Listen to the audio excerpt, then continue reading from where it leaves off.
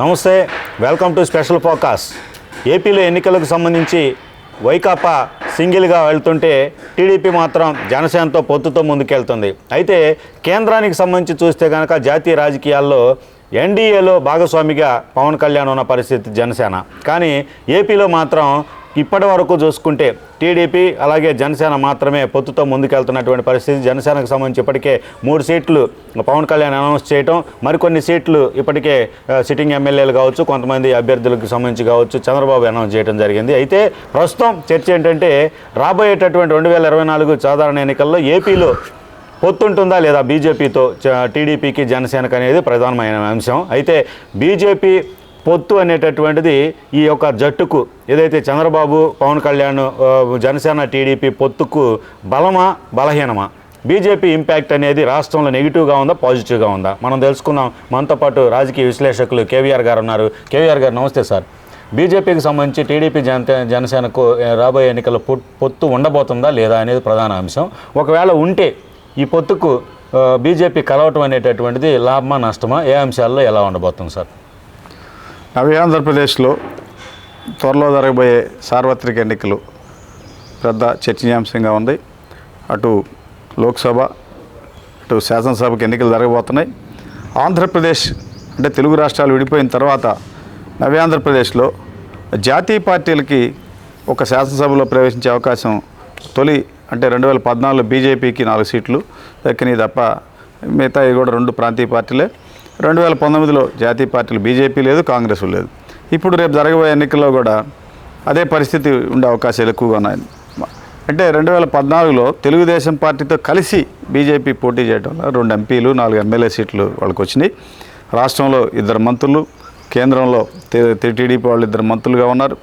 రకరకాల కారణాల వలన విభజన చట్టంలో ఉన్నటువంటి హామీలు అమలు చేయటంలో కేంద్రం సహకరించలేదని తెలుగుదేశం పార్టీ కేంద్ర మంత్రివర్గం నుంచి బయటకు రావడం, రాష్ట్ర మంత్రివర్గం నుంచి బీజేపీ బయటికి పోవడం, ఇవన్నీ జరగడం. ఆ తర్వాత 2019 ఎన్నికల ప్రక్రియ పూర్తి కావడం, బీజేపీకి 100 కంటే తక్కువ ఓట్లు రావడం, ఇలా రకరకాల కారణాలతో బీజేపీ తెరమరుగైపోయింది. ఆ తర్వాత జరిగిన పరిణామాల్లో జనసేన బీజేపీ కలిసి కొంత జర్నీ చేశాయి. అయితే ఆ 2 పార్టీలు కలిసి ఆందోళన ఎక్కడా చేయలే.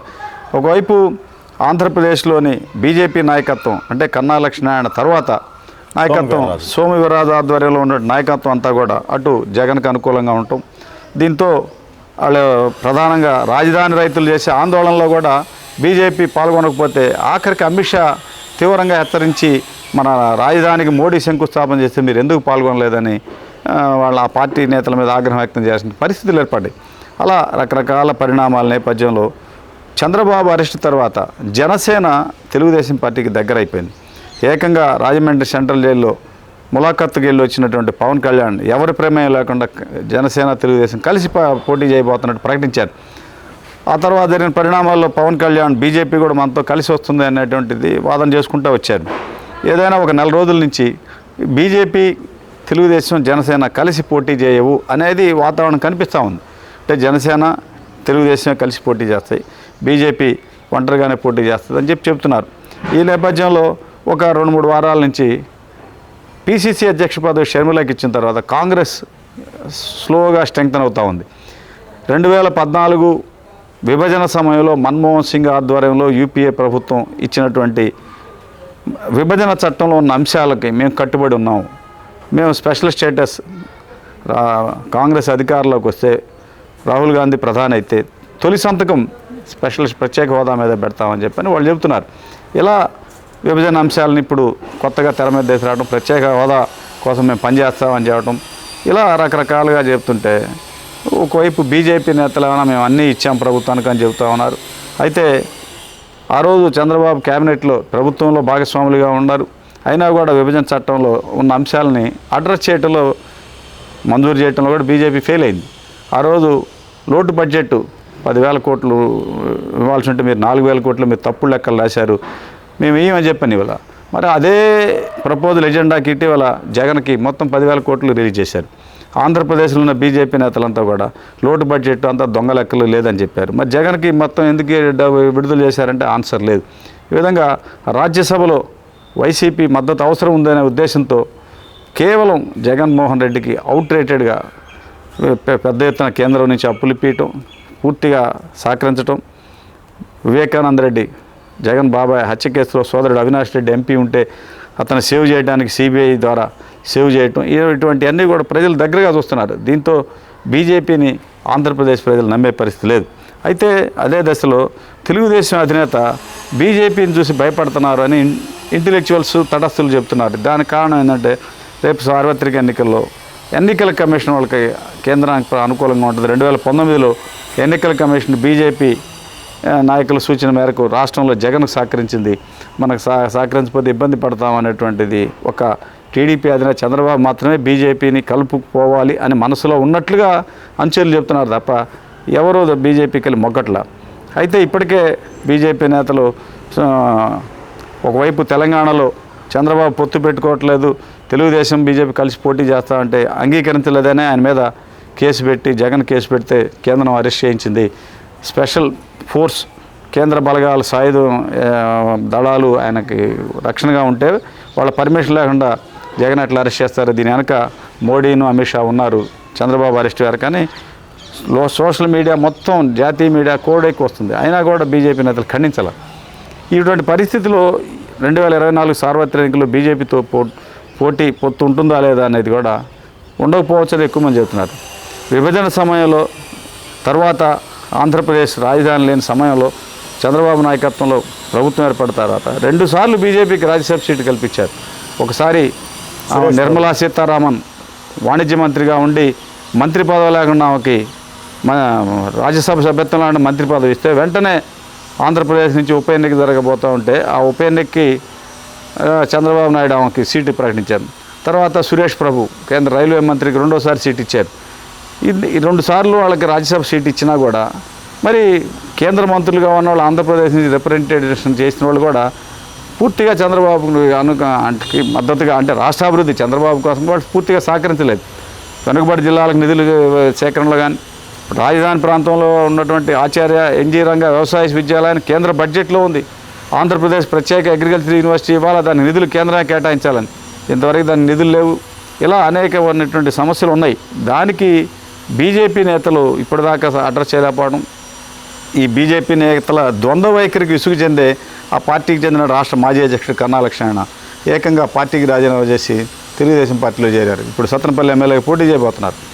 అలా రకరకాల పరిస్థితులు, రాజధాని నుంచి దేవస్థానం అంటూ న్యాయస్థానం నుంచి దేవస్థానం అని తిరుపతికి పాదయాత్ర ప్రారంభిస్తే బీజేపీ నేతలు ఎవరు పాల్గొనలేదు. చివరికి దాని రైతుల్లో పెద్ద ఎత్తున ఆందోళన వచ్చింది. మోడీ శంకుస్థాపన చేశారని చెప్పని నేషనల్ మీడియా, నేషనల్ నిఘా వర్గాలు కేంద్ర బీజేపీ దృష్టికి తీసుకొస్తే వాళ్ళు చెడబడా రాష్ట్ర నాయకత్వాన్ని తిరిగితే ఆ తర్వాత వాళ్ళు మద్దతు ప్రకటించారు. ఇలా రకరకాలుగా ఇటీవల ఒక వారం రోజుల క్రితం తెలుగుదేశం పార్టీతో బీజేపీ సీట్లు ఖరారు అయిపోయింది. 4 ఎంపీలు, ఒక 8 ఎమ్మెల్యే సీట్లు, 4 ఎంపీలు కూడా హిందూపురం సత్యకుమారు, గుంటూరు విజయవాడలో అయితే సుజనా చౌదరి, రాజమండ్రి పురంధరేశ్వరి, విశాఖపట్నం జీవీఎల్ నరసింహరావు అని ఒక అభ్యర్థుల పేరుతో కూడా సోషల్ మీడియాలో వచ్చింది. మరి దాన్ని ఎవరు బీజేపీ నేతలు ఖండించలేదు, తెలుగుదేశం నేతలు ఖండించలేదు. అయితే తెలుగుదేశం పార్టీతో ఇప్పుడున్న పరిస్థితిలో బీజేపీ నేతలు నేరుగా మాట్లాడే వాతావరణం అయితే లేదు. ఎందుకంటే చంద్రబాబు అరెస్ట్ తర్వాత సుమారు 55 రోజులు ఆయన జైల్లో ఉంటే ఒక బీజేపీ నేతలు ఖండించారు తప్ప ఆ సందర్భంగా జరిగిన ఉద్యమాల్లో బీజేపీ నేతలు పాల్గొనలేదు. చంద్రబాబు అరెస్టు ఖండించారు, కానీ అరెస్టుకు వ్యతిరేకంగా జరిగినటువంటి ఆందోళనలో మాత్రం బీజేపీ పాల్గొనలేదు. దీన్ని బట్టి కేంద్రమే చంద్రబాబును అరెస్ట్ చేయించింది అనేటువంటిది తెలుగుదేశం వర్గాల్లో ఉంది. మరి ఆ పరిస్థితిలో బీజేపీతో కలిసి పోటీ చేస్తే ప్రజలు మనల్ని నమ్మరు అని తెలుగుదేశం పార్టీ వాళ్ళు ఆందోళన చెందుతున్నారు. చంద్రబాబు ఒకవేళ వాళ్ళతో పొత్తు పెట్టుకుంటే ఓట్లు వేయరు. నిన్నటిదాకా లోటు బడ్జెట్ మన 16,000 ఉందంటే 6,000 కోట్లు, 16,000 కోట్లు ఉంటే 4,000, 5,000 కోట్లు విడుదల చేసి ఇక ఏం లేదు మీకు ఇచ్చే పర్లేదు అయినా దొంగ లెక్కలు అని చెప్పిన వాళ్ళు కరెక్ట్గా 2-3 నెలల 4-5 నెలల క్రితం జగన్కి పూర్తిగా వన్ సైడ్గా ఇచ్చి పారేశారు.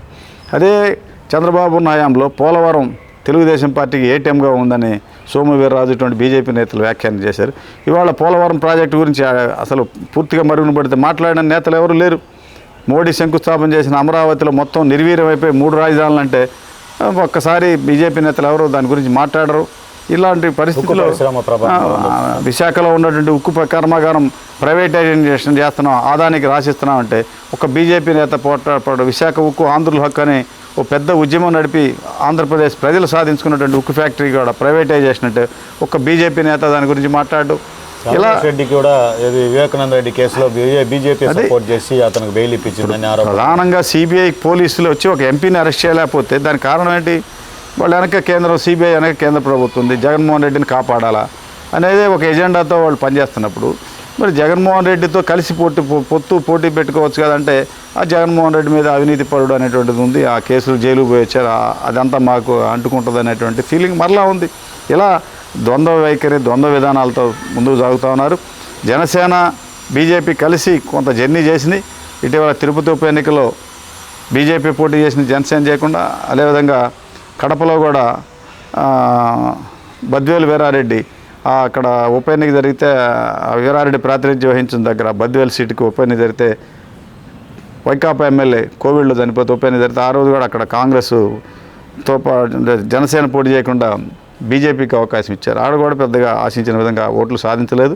అయినా ఇప్పుడు జనసేన బీజేపీతో కలిసి జర్నీ చేసే అవకాశం లేకుండా తెలుగుదేశంతో కలిసి జర్నీ చేస్తూ ఉండటంతో బీజేపీ నేతలు ఒంటరి వాళ్ళు అయ్యారు.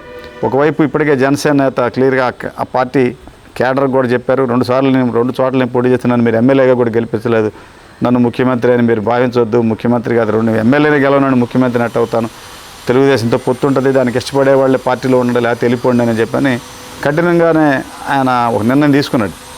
దానికి మేరకు బీజేపీని కూడా కలిపి ముందుకు సాగుదాం అనే ఉద్దేశం పవన్ కళ్యాణ్కి ఉన్నా కూడా బీజేపీ వాళ్ళని తెలుగుదేశం పార్టీ నమ్మటం లేదు. బీజేపీ పొత్తు పెట్టుకుంటే అధికారం బోద్దేమో అనేటువంటి బాధ కేడర్లో ఉంది. ఇలా రకరకాల కారణాల వల్ల బీజేపీ ఒంటరిగానే పోటీ చేసే పరిస్థితులు కనపడుతున్నాయి. ఇప్పటికే ఆ పార్టీ రాష్ట్రంలో 25 లోక్సభ నియోజకవర్గాల్లో కూడా కార్యాలయాలు ప్రారంభించి వాళ్ళు రకరకాల యాత్రలు చేస్తూ ఉన్నారు. ప్రధానంగా అయోధ్య రామ మందిరం అడ్డం పెట్టుకుని అధికారంలోకి వస్తామనే కళల్లో బీజేపీ ఉంది. దాంతో ఇక వచ్చే ఎన్నికల్లో కూడా అక్కడ తెలుగుదేశం జనసేనతో అయితే కలిసి జర్నీ చేసే అవకాశాలు మాత్రం లేవు. థ్యాంక్ యూ సార్ కేవీఆర్ గారు. ఇది ఏదైతే జనసేనకు సంబంధించి టీడీపీకి సంబంధించి ఎప్పటికే పొత్తులో భాగంగా ముందుకెళ్తుంటే బీజేపీ ఈ 2 పార్టీలతో పొత్తు ఉంటుందా లేదా అనేటటువంటి అంశానికి సంబంధించి చూస్తే ప్రస్తుతం ఏదైతే పొత్తు లేనట్టే కనిపిస్తుంది అనేటటువంటి సంకేతాలు కనిపిస్తున్నాయి అనేటటువంటిది కేవీఆర్ గారి విశ్లేషణలో భాగంగా తెలుస్తున్నటువంటి పరిస్థితి. మరోవైపు చూసుకుంటే బీజేపీతో పొత్తు ఉంటే ఈ యొక్క 2 పార్టీల కూటమికే కొంత ఇబ్బందులు ఎదురయ్యే పరిస్థితి ఏర్పడుతుంది. ఎందుకంటే రాజధాని అంశంలో కావచ్చు, వివేకానంద రెడ్డి హత్య విషయంలో ఏదైతే సిబిఐ అవినాష్ రెడ్డిని అరెస్ట్ చేయకపోవడం కేంద్రం వెనక ఉండటమే, బెయిల్ రావటం కూడా కేంద్రం ప్రభావం అనేటటువంటి ఆరోపణలకు సంబంధించి కావచ్చు, విశాఖ ఉక్కు కర్మాగారాన్ని కనీసం ఏదైతే ప్రైవేటీకరణ చేసేటటువంటి నేపథ్యంలో బీజేపీ ఇక్కడ స్టాండ్ తీసుకోలేదు, ఏదైతే ఇక్కడ లోకల్ ప్రజలకు మద్దతుగా అనేటటువంటిది, అలాగే పోలవరం ప్రాజెక్టుకు సంబంధించి కావచ్చు, ఏ విషయంలో కూడా ప్రత్యేకవాదం నుంచి బీజేపీ వల్ల ఏపీకి కలిగినటువంటి ప్రయోజనాలు లేని నేపథ్యంలో బీజేపీ టీడీపీ జనసేనతో కలిస్తే నష్టమే కానీ లాభం ఉండదు అనేటటువంటి అభిప్రాయం కూడా వ్యక్తం అవుతున్నటువంటి పరిస్థితి. మరి బీజేపీ ఒంటరిగా పోటీ చేస్తుందా? పోటీ చేస్తే 100 కంటే గతంలో తక్కువ వచ్చినటువంటి ఓట్లు ఉంటే మరి ఇప్పుడు ఎంత మేరకు ఓట్లు సాధించి ఉనికి చాటుకోగలుగుతుంది? ఇది ప్రశ్నార్థకంగా ఉన్న పరిస్థితి. మరో టాపిక్తో మళ్ళీ కలుద్దాం. నమస్తే.